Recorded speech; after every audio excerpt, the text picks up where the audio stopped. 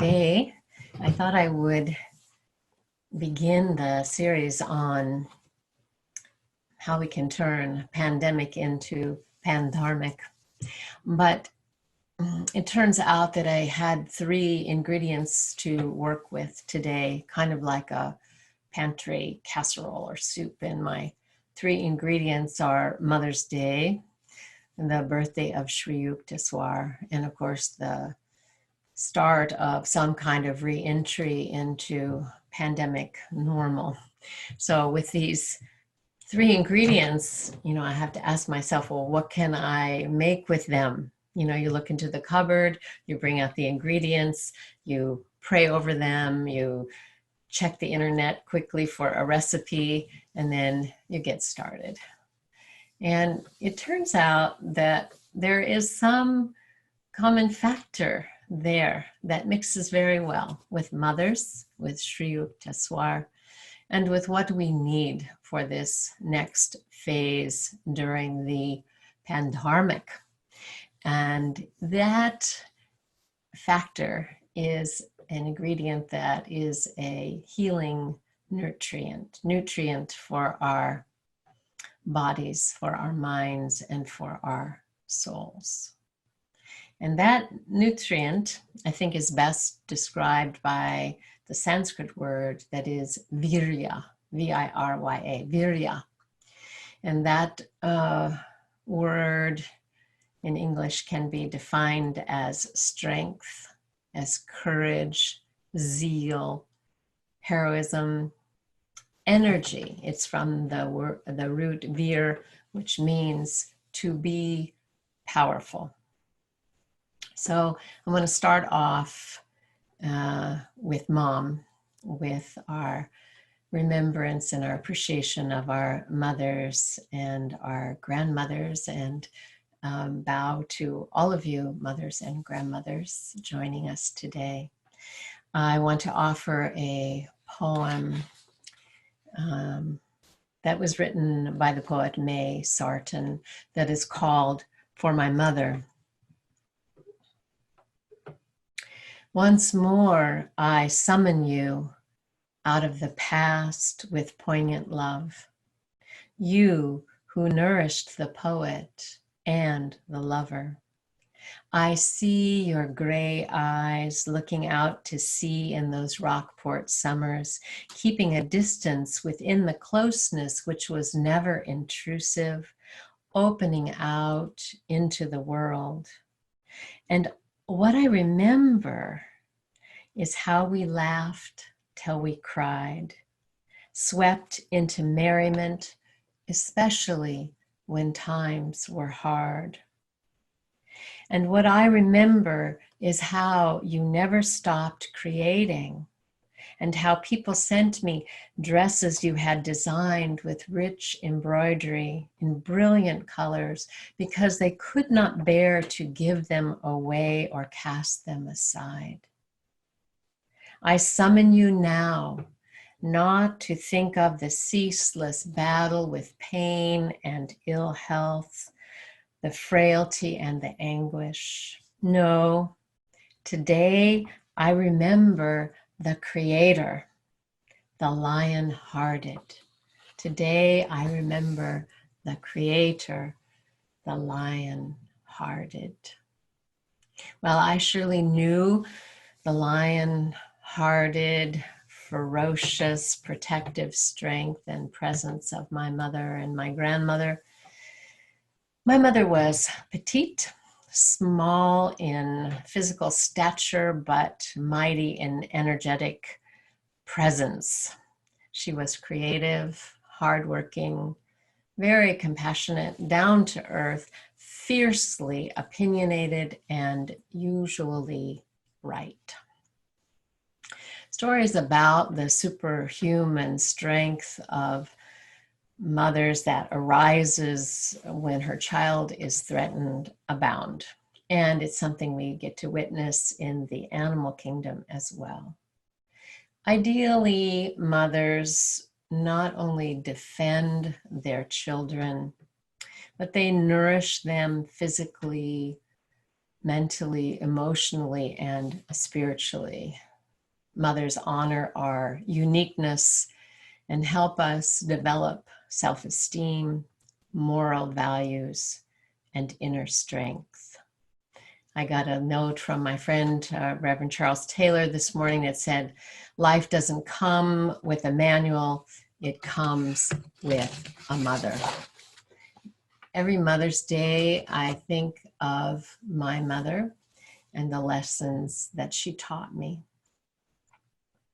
I had a brother about 4 years older than me whose habit was to tease me and to relentlessly pick on me, as some siblings are prone to do.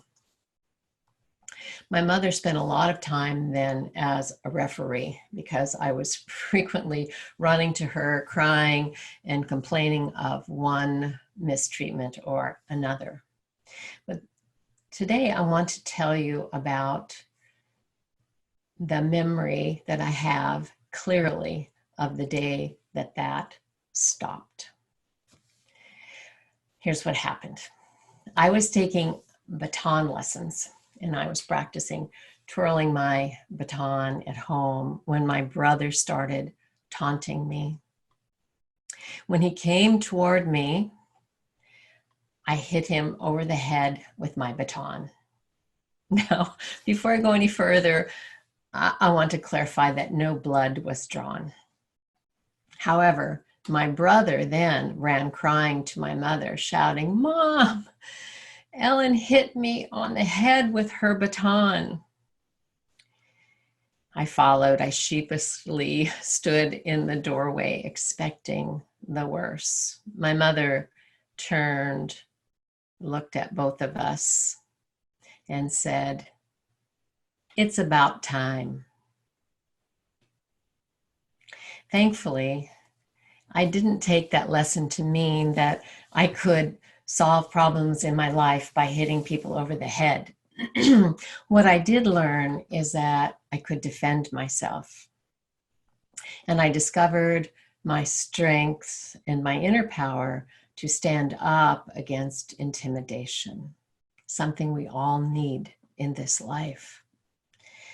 Later in life, wisdom, real wisdom for solving life's problems would come. Wisdom from life experience and from education. But the most significant wisdom, of course, came from meeting my guru and finding the path of spiritual awakening. But in that moment, I want to remember my mother and the gift that she gave me. Wisdom brings us to the next ingredient in my casserole today. Wisdom brings us to Sri Yukteswar and the honoring of his birth anniversary today.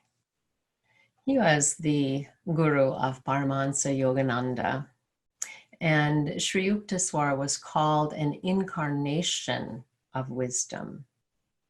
There are many stories about him that Yogananda wrote in his famous autobiography. In one story, he tells about a court official who arrives at Sri Yukteswar's ashram to deliver and serve him with some legal papers. And it turns out that this man was rude and he spoke quite offensively to Sri Yukteswar. And Yogananda and another young disciple were present, and they jumped forth to attack this man. And Yogananda, quoting himself as saying at that time, "Another word of your insolence and you will be on the floor." And Yogananda's friend then chimed in. But what happened astounded Yogananda. Sri Yukteswar actually intervened. He stood between the two young boys and this man who was serving the legal papers. And he defended him. He said, "Don't bother about this. He's only doing his job." And his Sri Yukteswar's ability to be non-reactive in the face of such disrespect affected Yogananda greatly, and it was a wonderful life lesson for him. He wrote, "Amazing it was to find that a master with such fiery will could be so calm within. He fitted the Vedic description of a man of God, softer than the flower where kindness is concerned, stronger than the thunder where principles are at stake. Softer than the flower where kindness is concerned, stronger than the thunder where principles are at stake." When his guru, Sri Yukteswar, died, Paramahansa wrote to his disciple, Rajarsi Janakananda, James Lynn. He wrote, "I saw many teachers, but none like our Lord, who was a spiritual lion, never bending, ever aflame with wisdom." That lion-hearted quality of strength and inner power that is called virya is exactly what we need today as we take our next steps in this unprecedented time.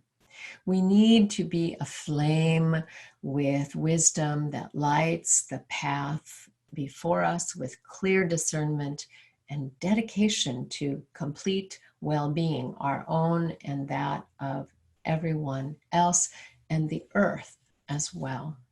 We need to stay strong, to be cool, to be clear and calm, free from reaction, free from fear, blame, and self-righteous judgment of others.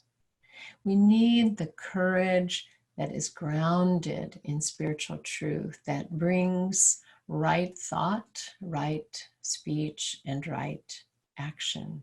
We need virya, which Sri Yukteswar defined not just as courage, but as moral courage. Quoting Sri Yukteswar in his book, 7 Lessons for Conscious Living, my teacher, Roy Eugene Davis, writes in his translation of Sri Yukteswar, "Moral courage, when firmly established, removes all obstacles to salvation or liberation of consciousness."